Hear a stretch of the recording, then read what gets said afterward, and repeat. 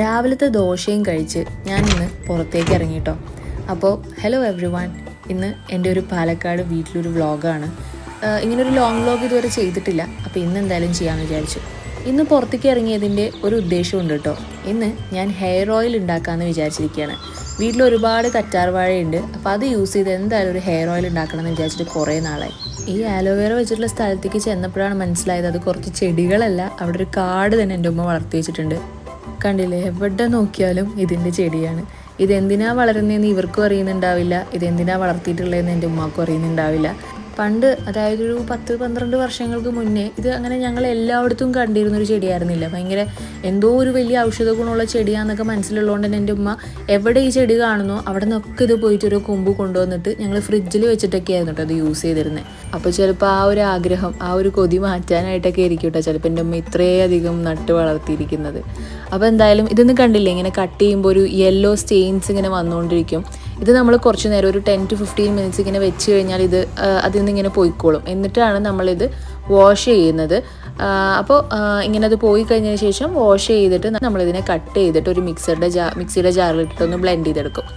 അപ്പോൾ ഇപ്പോൾ ഇങ്ങനെ നമ്മളിങ്ങനെ ബാസ്ക്കറ്റിൽ ഇതിങ്ങനെ കൊണ്ടുപോകുമ്പോൾ എന്തോ വലിയ എന്തൊക്കെയോ കൃഷി ചെയ്ത് ഹാർവെസ്റ്റ് ചെയ്ത് കൊണ്ടുപോകുന്നൊരു ഫീലൊക്കെയാണ് കേട്ടോ. അപ്പോൾ ഞാൻ ഇനി ചെയ്യാൻ പോകുന്നത് ഇതിനെ ചെറിയ ചെറിയ പീസസ് ആക്കിയിട്ട് ഇതേ ഇങ്ങനെ കട്ട് ചെയ്ത് നമ്മുടെ മിക്സിയുടെ ജാറിലിട്ടിട്ട് ഇതിനെ ബ്ലെൻഡ് ചെയ്യും.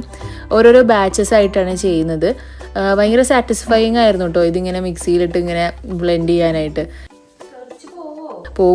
തെറിച്ചു പോകുമോ എന്നുള്ള ടെൻഷനൊക്കെ എനിക്ക് നല്ലോണം ഉണ്ടായിരുന്നു. അതുപോലെ തന്നെ സംഭവിക്കുകയും ചെയ്തു കേട്ടോ അടുത്തത് ഇങ്ങനെ ചെയ്തു വരുമ്പോൾ. ഭാവിയിൽ എന്തോ വലുത് വരാനുള്ള സൂചനയായിട്ട് ഞാൻ ശരിക്കും അത് കണക്കാക്കേണ്ടിയിരുന്നു. കാരണം ഓരോ തവണ ചെയ്യുമ്പോഴും കുറച്ചായിട്ട് മിക്സിയിൽ നിന്ന് തന്നെ ഇങ്ങനെ തെറിച്ച് പോകുന്നുണ്ടായിരുന്നു. അപ്പോൾ നമ്മളിതേ ഓരോരോ ബാച്ചായിട്ട് ഇനി ഇങ്ങനെ ചെയ്തുകൊണ്ടിരിക്കുകയാണ്.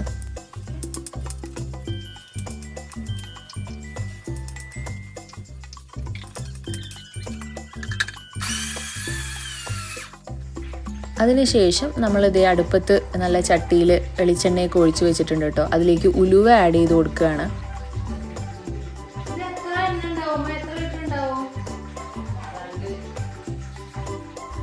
എന്നിട്ട് ഇതേ അടുത്തത് നമ്മളിതിലേക്ക് കുറച്ച് കറിവേപ്പിൻ്റെ ഇല ആഡ് ചെയ്ത് കൊടുക്കുകയാണ്. ഇതിനി ഇവിടെ നിന്ന് കുറച്ച് ഒന്ന് മൊരിഞ്ഞ പോലെ ആയിട്ട് വരണം. അപ്പോൾ കുറച്ച് നന്നായിട്ടൊന്ന് ഇളക്കി അതിനി മൊരിയുന്നത് വരെ നമ്മൾ ഒന്ന് വെയിറ്റ് ചെയ്ത് നിൽക്കണം. അങ്ങനെ ഇതുവരെയൊന്നും ഒരു പ്രശ്നമില്ലാതെ പോയി. ഇനിയാണ് നമ്മുടെ അടുത്ത സ്റ്റെപ്പ് ചെയ്യാനുള്ളത്. നമ്മൾ ബ്ലെൻഡ് ചെയ്ത് അലോവേറ ഇതിലേക്ക് ഒഴിച്ചു കൊടുക്കണം. അപ്പോൾ മുൻകൂട്ടിയിട്ട് തന്നെ എൻ്റെ ഉമ്മ പറഞ്ഞു വിട്ട് നിന്ന് ചെയ്തോ തെറുക്കാൻ സാധ്യതയുണ്ടെന്നൊക്കെ. അങ്ങനെ ഞാൻ ഭയങ്കര സൂക്ഷിച്ച് അതെടുത്ത് ഒഴിച്ചു.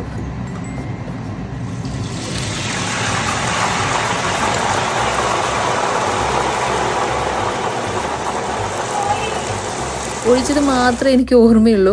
അത് ഫുള്ള് തെറിച്ച് പുറത്തേക്ക് വരാൻ തുടങ്ങി. എൻ്റെ എന്തോ ഭാഗ്യത്തിന് എനിക്ക് വേഗം അടുപ്പ് ഓഫ് ചെയ്യാനായിട്ട് പറ്റി.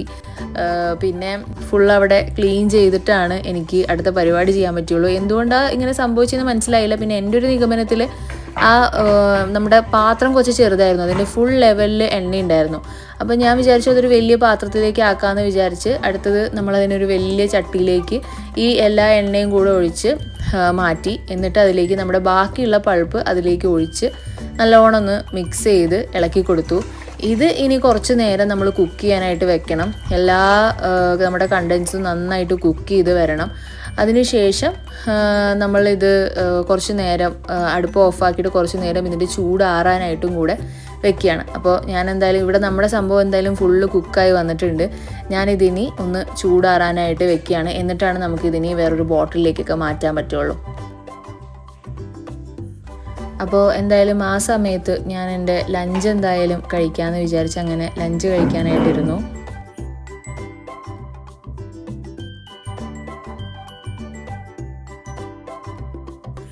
അങ്ങനെ നമ്മുടെ എണ്ണ നന്നായി ചൂടൊക്കെ ആറി കിട്ടി. ഇനി ഇതിനെ ഒന്ന് അരിച്ചെടുക്കുകയാണ്. ആ ഇലയും അതിൻ്റെ ബാക്കിയുള്ള സംഭവങ്ങളൊക്കെ ഒന്ന് പോകണമല്ലോ. എന്നിട്ട് അരിച്ചെടുത്ത എണ്ണ ഒരു ഗ്ലാസ് ബോട്ടിലിലേക്ക് ഞാൻ മാറ്റുകയാണ് കേട്ടോ. ഈ സ്റ്റെപ്പ് ഭയങ്കര സാറ്റിസ്ഫൈയിങ് ആയിരുന്നു. നല്ല തിക്കായിട്ടുള്ള എണ്ണ ഇങ്ങനെ ബോട്ടിലേക്ക് നമ്മൾ സ്വന്തമായിട്ട് ഉണ്ടാക്കിയ എണ്ണ, അത് ഭയങ്കര ഒരു അടിപൊളി ഫീലിംഗ് ആയിരുന്നു കേട്ടോ. അപ്പോൾ അങ്ങനെ ഞാനിതിനെ നമ്മുടെ ബോട്ടിലേക്ക് മാറ്റുകയാണ്. ഞാൻ ഭയങ്കര സ്ലോ ആയിട്ട് ഭയങ്കര ഹാപ്പി ആയിട്ട് സാറ്റിസ്ഫൈഡ് ആയിട്ട് ചെയ്തുകൊണ്ടിരിക്കുന്ന ഒരു പ്രോസസ്സായിരുന്നു. എനിക്ക് ഭയങ്കര ഇഷ്ടമായി എന്തായാലും ഹെയർ ഓയിൽ ഉണ്ടാക്കിയത് കേട്ടോ. ആദ്യമായിട്ടാണ് ഞാൻ സ്വന്തമായിട്ട് ചെയ്യുന്നത്. നല്ല കാണാനും നല്ല ഭംഗിയുണ്ടായിരുന്നു. ഭയങ്കര ഹാപ്പി ആൻഡ് സാറ്റിസ്ഫൈഡ് ആണ്. ഇതെന്തായാലും ഭയങ്കര അടിപൊളി സൂപ്പർ ഹെയർ ഓയിൽ എന്നൊക്കെ പറയുമ്പോൾ ഒരുപാട് സാധനങ്ങളൊക്കെ ഇട്ടിട്ടുള്ള ഒരു ഹെയർ ഓയിലൊന്നും അല്ല. പക്ഷേ എന്നാലും ഭയങ്കര സിമ്പിളായിട്ട് നമുക്ക് ഹോം മെയ്ഡായിട്ട് നമുക്ക് സ്വന്തമായിട്ടൊരു ഹെയർ ഓയിൽ ഉണ്ടാക്കുക എന്ന് പറയുമ്പോൾ ഇത് ട്രൈ ചെയ്ത് നോക്കാവുന്നതേ ഉള്ളൂ. നിങ്ങൾ ആരെങ്കിലും ഇങ്ങനെ ട്രൈ ചെയ്ത് നോക്കിയിട്ടില്ല എന്നുണ്ടെങ്കിൽ ഒന്ന് ട്രൈ ചെയ്ത് നോക്കിക്കോളൂ. ഈ പ്രോസസ്സും അടിപൊളിയാണ്, പിന്നെ നമ്മൾ ഉണ്ടാക്കുന്ന സാധനവും അടിപൊളിയാണ്. അങ്ങനെ എന്തായാലും ഇത്രയൊക്കെ ഉള്ളൂ കേട്ടോ നമ്മുടെ ഇന്നത്തെ വ്ളോഗ്. അപ്പോൾ ശരി, ഇനി അടുത്ത വീഡിയോ ആയിട്ട് കാണാം കേട്ടോ.